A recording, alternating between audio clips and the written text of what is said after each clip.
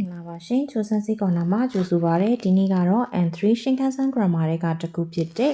Kawarini ဆိုတဲ့ grammar လေးနဲ့ပတ်သက်ပြီးတော့ပြောပြပေးသွားမှာဖြစ်ပါတယ်။ Kawarini မှာအသုံးပြုနည်းကဘယ်နှနည်းရှိမလဲဆိုတော့၃နည်းရှိတယ်လို့မှတ်ထားပေးရမယ်ပေါ့နော်။ Kawarini မှာအသုံးပြုနည်းက၃နည်းရှိပါတယ်။အဲ့တော့တက်ရှိကအရင်ဆုံး A ရဲ့အသုံးပြုနည်းကိုပြောပြပေးမယ်ပေါ့နော်။အဲ့တော့ A ရဲ့အသုံးပြုနည်းကဘာလဲဆိုတော့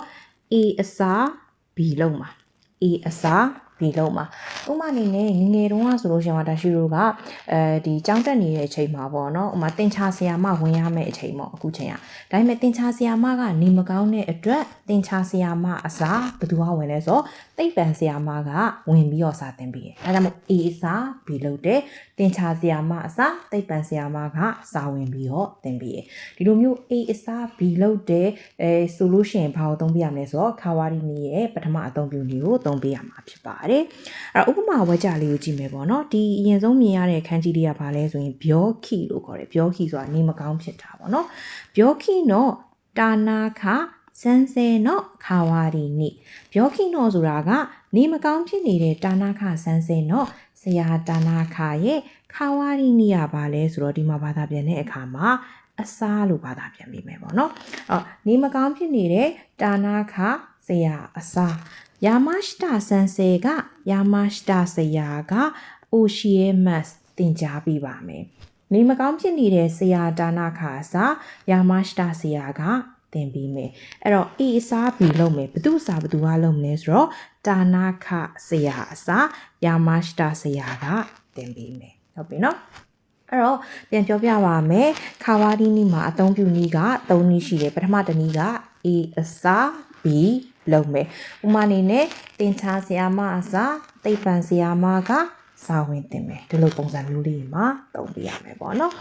နောက်ထပ်ဒုတိယအသုံးပြုနည်းကဘာလဲဆိုတော့စမ်းကျင်ဘက်ကိုဖော်ပြတဲ့အခါမှာသုံးပြရမယ်သူကရှေ့ကဘာနဲ့တူလဲဆိုတော့ဒါရှင်းပြထားတဲ့ဟမ်မတ်နဲ့အသုံးပြုနည်းကပုံစံတူပဲအသုံးပြုနည်းတွေကများတယ်ပေါ့နော်တစ်ခုနဲ့တစ်ခုထပ်နေတာလေးလည်းရှိတယ်အဲစမ်းကျင်ဘက်ကိုဖော်ပြတဲ့အခါမှာသုံးပြရမယ်။ grammar pattern လေးကိုကြည့်မယ်ဆိုရင်ဘာရှိမလဲဆိုတော့ bad dictionary ရှိပါမယ်။ noun ဆိုလို့ရှိရင်တော့ not ခံပေါင်းပြီးတော့ Kawarini နဲ့ပေါင်းပြရမှာဖြစ်ပါတယ်။နံပါတ်3ခုမြောက်ရဲ့အသုံးပြုနည်းလေးကိုပြောပြပေးသွားမှာဖြစ်ပါတယ်။ Kawarini ရဲ့3ခုမြောက်အသုံးလေးကဘာလဲဆိုလို့ရှိရင်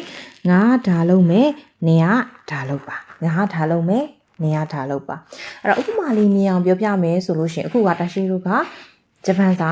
လေ့လာနေတယ်ဂျပန်စကားရတယ်ပေါ့ကိုယ့်ရဲ့တငယ်ချင်းကအင်္ဂလိပ်လိုပြောတတ်တယ်အဲ့တော့ကိုယ့်ရဲ့တငယ်ချင်းကိုပြောမယ်ငါကဂျပန်လိုသင်ပေးမယ်အဲ့ဒီအစားနင်က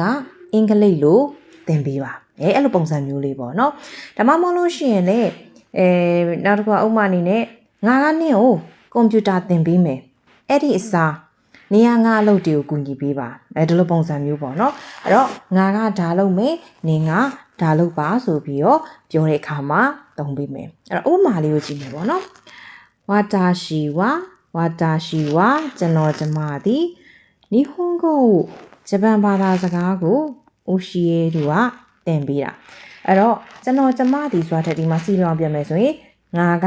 ဂျပန်စာသင်ပေးမယ်ခါဝါရီနီကြတော့ဒီနေရာမှာဘယ်လိုဘာသာပြန်မလဲဆိုတော့အဲ့ဒီအစားလို့ဘာသာပြန်ပေးပါအဲ့ဒီအစားငါကဂျပန်စာသင်ပေးမယ်အဲ့ဒီအစားအနတာဝနင်က英語を教えてください英語ဆိုတာကအင်္ဂလိပ်စာကို教えてくださいသင်ပေးပါငါကဒါလုပ်မယ်နင်ကဒါလုပ်ပါ